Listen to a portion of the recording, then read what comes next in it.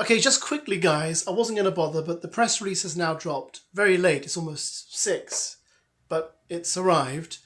There's a bit of information I thought you might want to know, so let's go through it anyway, because a lot of stuff is happening that wasn't shown on the first look video they put out today, which seemed rather strange. It just seemed like a weird mishmash of nothing. Listen to this. Following an eventful Love Island talent contest, it's clear Sean's sweet roast has left a sour taste in Josh's mouth as he pulls Sean for a chat about his comments. Sitting down at the fire pit, Sean begins by acknowledging, obviously after that, tension's pretty high. Josh says of being likened to a sour dummy, I just felt like it was a little bit uncalled for. Ideally, I'd have preferred for you not to make a comment about such a touchy subject. Sean admits, I didn't think it would spark this much of a reaction. Josh then says, honestly, if it's a thing where this is you apologising, I don't feel like taking it, to be honest. I don't think it's sincere. I'm just fed up.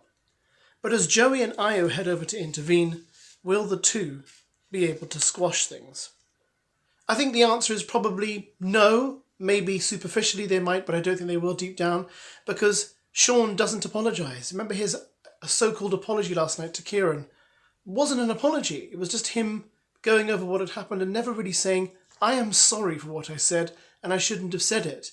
It was ridiculous. You know, I think one sign I always appreciate of what I call a proper man is having the humility to apologise, to say, you know what, I was wrong, I shouldn't have said that, I'm very sorry. And I just don't see that in Sean, which is a real shame. Jessie and Joey head to the Hideaway retreat. Following her win at the talent show, Jessie receives a text inviting her to the Hideaway retreat with Joey.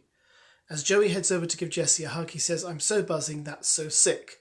As the two head off to spend some much needed time alone, Jessie stuns Joey as she dons her red feather boa and black negligee. The following morning, the two discuss life outside the villa as Joey is keen for Jessie to head straight to Essex upon her return. Jessie says, you'll make an Essex girl out of me. It's a move on the map for Jessie. Well, as someone who spent a lot of their life in the county after Essex, namely Suffolk or East Anglia, I don't see why anyone would want to get to know Essex. But seriously, Joey in the Hideaway again. It's like, he did it with Grace earlier in the season. In fact, they made a point in the press release of saying that they've been intimate. And I see here it says the next morning. So maybe this is Joey's second time to be intimate or with a different woman in the Hideaway. So Joey's had a pretty good Love Island when you think about it. He's done all the fun things that you'd expect a Love Islander to do and somehow made it to almost the final. A couple of sorts returns. The next day, whilst relaxing in the snug, Jess receives a text which reads, Islanders, it's time to find out how the public ranks your relationships, hashtag couple of sorts, hashtag pole position.